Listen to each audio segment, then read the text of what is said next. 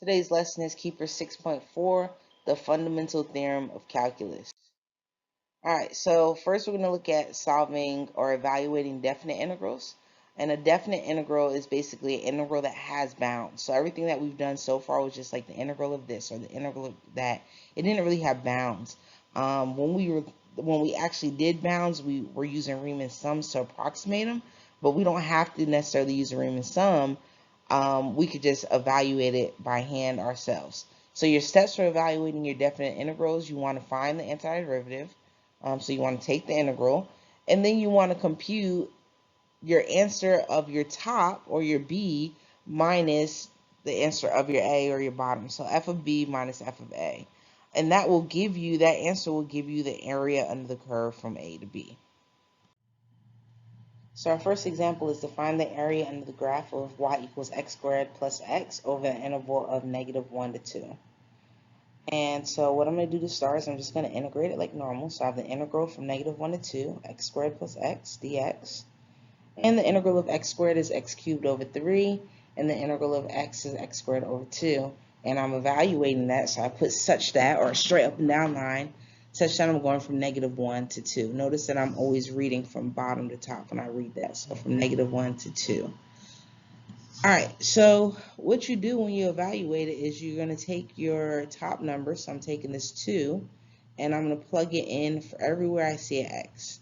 So I'm left with 2 cubed over 3 plus 2 squared over 2. And then you always subtract the bottom number plugged in.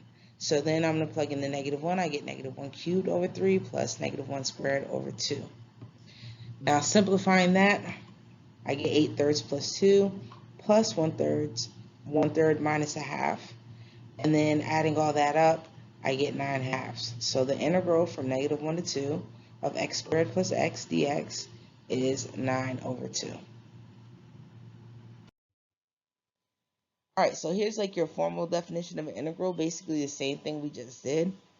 If you want to find the integral from a to b, f of x, you're going to take the integral of it, and then you're going to do f of b minus f of a. That is your formal definition. All right, so here's an example. We have the integral from 0 to 3 e to x dx. First thing I'm going to do is I'm going to take that integral. So the integral of e to the x is e to the x, and I'm going to evaluate it from 0 to 3. So again, I plug in the top, and I subtract it from plugging in the bottom. So I get e cubed minus e to the 0, and so simplifying that, I get e cubed minus 1. Again, I do not need a plus c because I actually plugged in values. Next example, we have integral from 1 to e of 1 plus 2x minus 1 over x dx. And we have to assume that x is greater than 0. And we'll talk about why we're making that assumption in a little bit. All right, so again, I'm just going to integrate it straight up. So I get x plus x squared minus ln x from 1 to e. Then I'm going to plug in my top. So I get e plus e squared minus 1. And then I'm going to subtract that from plugging it into the bottom. So I get -1 minus 1 plus 0. All right, now when I simplify that or write that out, I get e plus e squared minus 3. Now the reason why we had to assume that this thing was greater than 0 is because we had the ln x when we took the integral. And remember that x, when you have it in ln, has to be greater than 0. Your ln's can't be negative. So by them telling us that we could assume that it was greater than 0, I didn't have to include the absolute value on the x because I knew it was already positive. All right, next example, we have integral from 2 to 4, 2x cubed minus 3x dx. Integrating it straight up, we get x to the 4th over 2 minus 3/2 x squared. Evaluating that from 2 to the 4. So I'm going to plug in the 4 first to get 4 to the 4th over 2 minus 3/2 4 squared. And then subtract it from the bottom. So minus 2 to the 4th over 2 plus 3/2 times 2 squared. Simplifying that, I get 128 minus 24 minus 8 plus 6, which equals 102. So the area under the curve from 2 to 4 is 102. All right, so what we just did was part 2 of the fundamental theorem of calculus. Part 1 of fundamental theorem of calculus basically puts everything together, and it gives us an understanding of how the derivative and the integral interact with each other. So it's telling us like what happens when I take the derivative of an integral. All right, so this first example, I'm just going to walk you through the steps so we can see kind of what happens. And then once we realize what happens, we'll come up with like a little shortcut. All right, so the first thing I want to know is g of x. So to find g of x, I'm going to integrate the 1 to x t squared dt. So I'm going to integrate that, and I get t cubed over 3 from 1 to x. Now I'm going to plug in my bounds, so I get x cubed over 3 minus 1/3.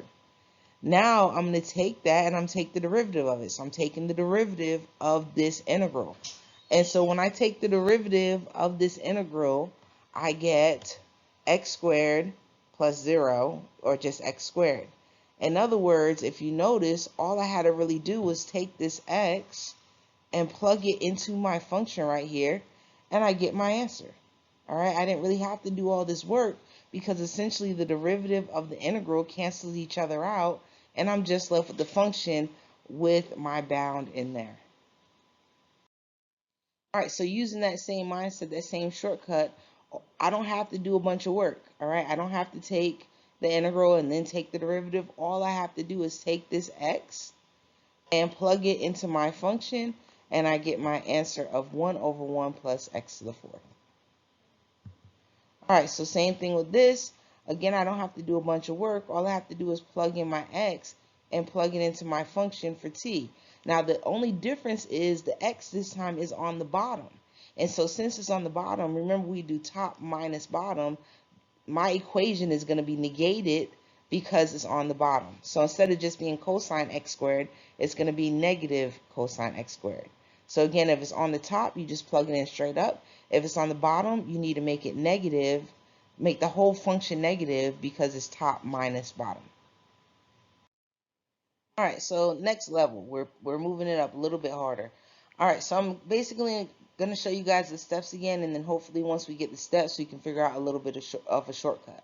So the first thing I'm going to do is I'm going to find the integral from 3 to x squared of sine t dt. Now the integral of sine t, we should know at this point, is negative cosine t. And we're evaluating that from 3 to x squared. So when I plug in my top and then subtract it from the bottom, I get negative cosine x squared plus 3. Now, taking the derivative of that, so the derivative of g to x, I'm going to take the derivative of negative cosine x squared, which is sine x squared, and then you remember you have to chain rule it, so I have to take the derivative of x squared, which is 2x. And so I notice that my final answer is 2x sine x squared. Now, thinking about a shortcut for that, you should realize that I still just took this x squared and plugged it in for t. I literally took it and I plugged it into the function. The only difference is because this wasn't just x, I almost have to, if you want to think about it like a chain rule, I have to also take the derivative of this and multiply it by the function. So all I had to do is take the x squared, plug it in, and then take the derivative of x squared, which is 2x. All right, so now doing the next example, I'm not going to do all that work. I'm going to use my shortcut, and I'm going to take this x squared, and I'm going to plug it in right here to my function. So I get sine to the 4th x squared, but remember I have to take the derivative of that x squared as well, so I get 2x. So final answer is 2x sine to the 4th x squared. Now doing that for another problem, I'm going to do it the same exact way. So I'm going to take this square root of x and I'm going to plug it into my function everywhere that I see a s. All right, so I'm going to plug it in for the s squared. This is going to be root x squared, and then over root x squared plus 1. Now again, because it's not just x, I have to take the derivative of that root x. And you guys should know by now that the derivative of root x is 1 over 2 root x. So my final answer is 1 over 2 root x, and then x over x plus 1. Now again, I'm getting x here because root x squared is simply x. All right, so fundamental theorem of calculus part 1 next level. So this is like the top level. If you really understand it, you can really do this. So we're doing the same exact thing, by just plugging in our bounds and taking the derivative of that bound.